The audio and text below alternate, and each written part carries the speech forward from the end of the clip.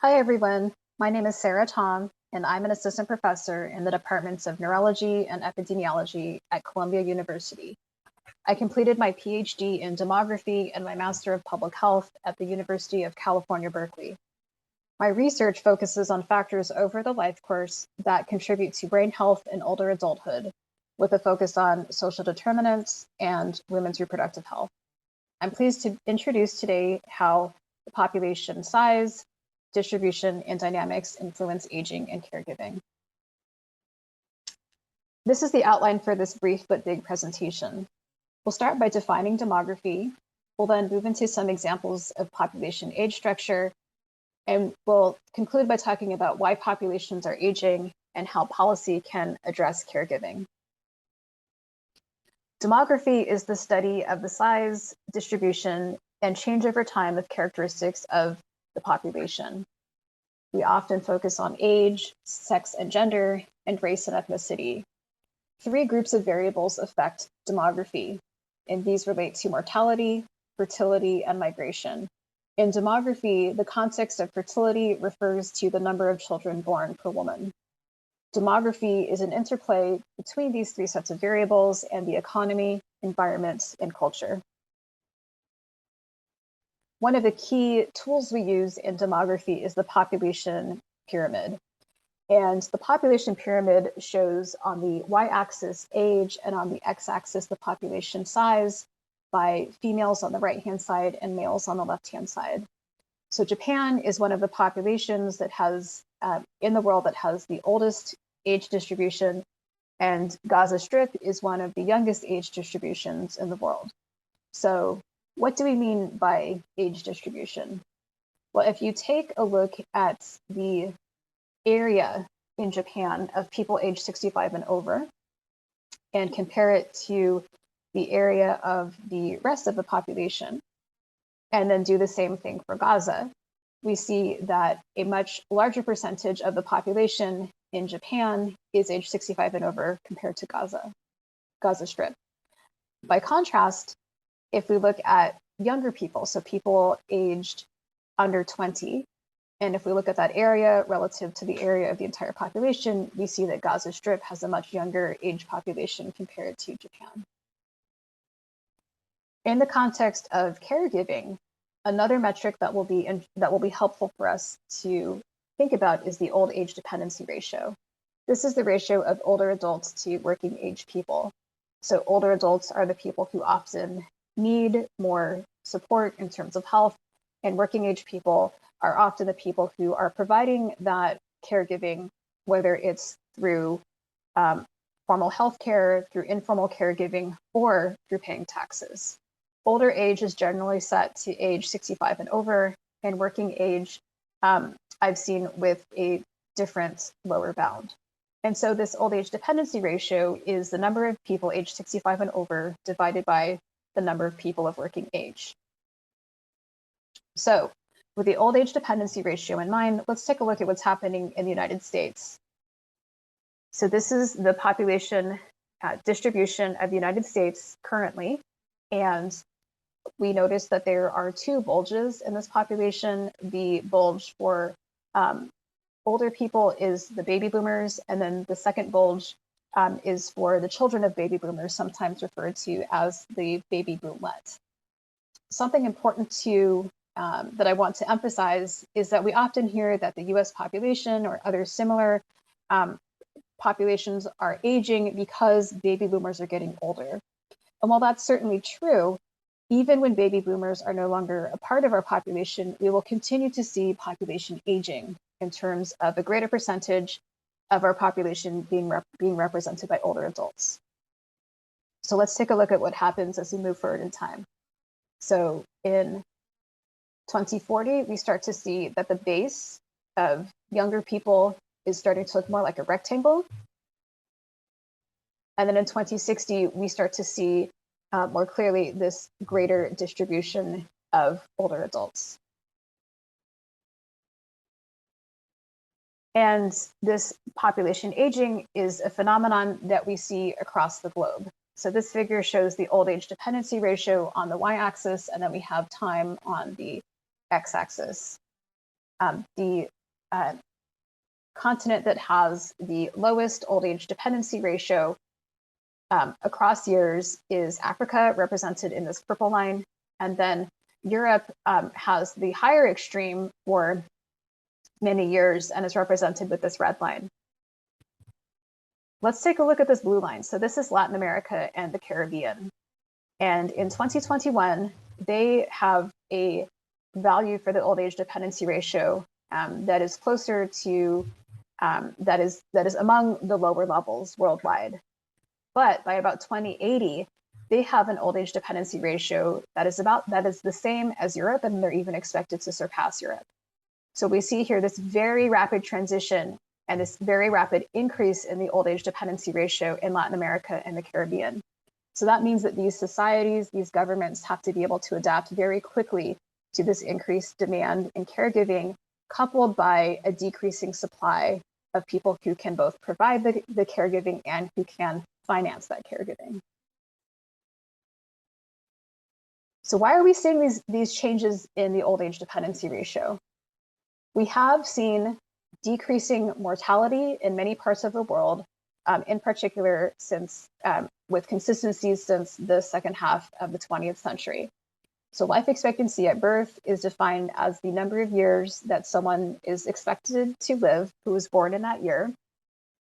And we see evidence that in most parts of the world that in general, we see increases in life expectancy in recent decades. However, even if life expectancy were to continue to increase, even if mortality were to continue to fall, we wouldn't necessarily have an older population in terms of age distribution. What's actually driving the population age distribution is fertility. So we see a decrease in number of children born per woman. And again, this is a phenomenon we see across the globe, just at different levels and different speeds.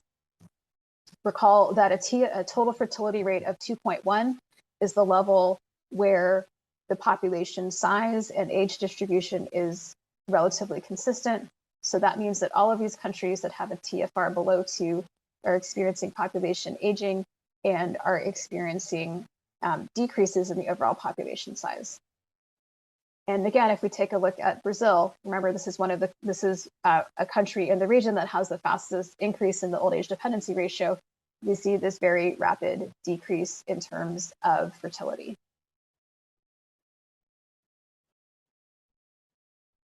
Why is fertility declining worldwide? One reason relates to lower infant and child mortality, which is in part due to increases in public health efforts, increases in infrastructure to support both child and maternal health. We also see increases in educational and employment opportunities for women, and we often see a positive influence of these increased opportunities on lower infant and child mortality. Coming back to the lower infant and child mortality, for families who would like to ensure that they have a certain family size of children as they become adults, with lower infant and child mortality, this means that they need to have fewer children. We also see this trend for greater investment per child. And during the COVID-19 pandemic, in many societies, we saw a fertility decline, and it remains to be seen if there will be a rebound or if this is a more permanent shift. How do we address caregiving given this population aging experienced worldwide? One way is to try to encourage people to increase fertility. And the Nordic countries in Europe tend to have policies that support childcare and support gender equity. And so these are policies that would likely increase fertility. Let's take a look at the empirical evidence. So these are all countries that have relatively family-friendly policies, and we still see in recent years falling total fertility rates and total fertility rates below this level of 2.1.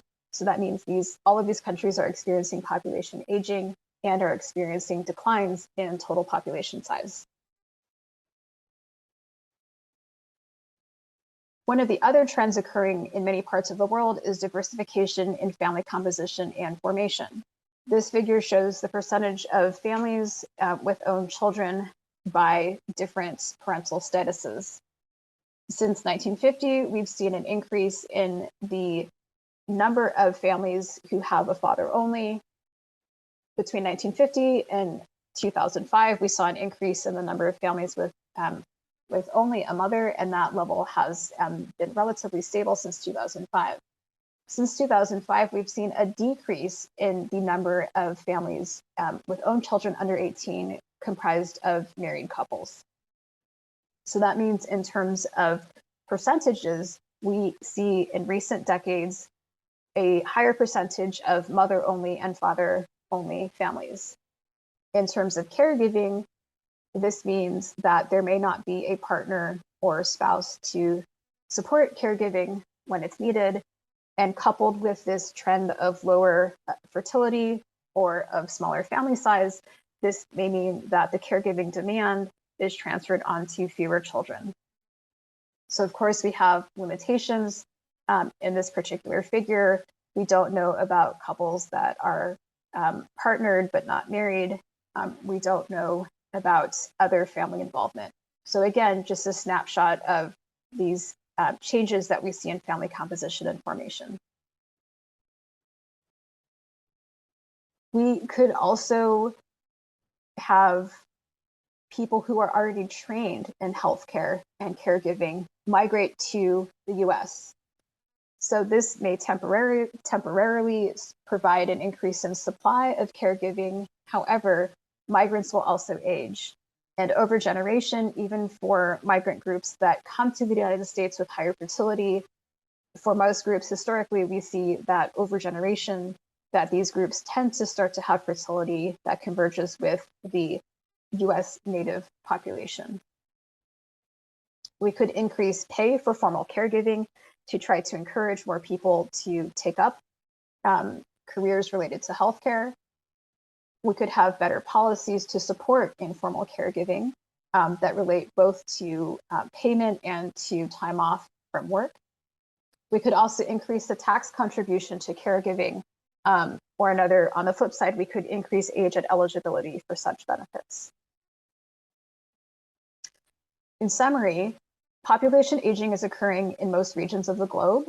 Lower fertility is the primary driver of population aging, though we do see decreases in mortality as well.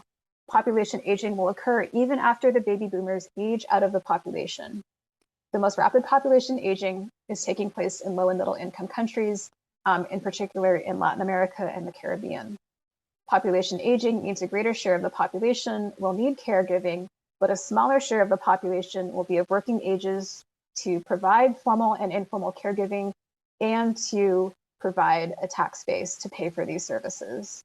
Policies to address caregiving in light of population dynamics are complex and could involve childcare support, informal caregivers, the formal workforce, and the tax rate. I will leave you with some references and other suggested reading and look forward to meeting with you in our live session soon.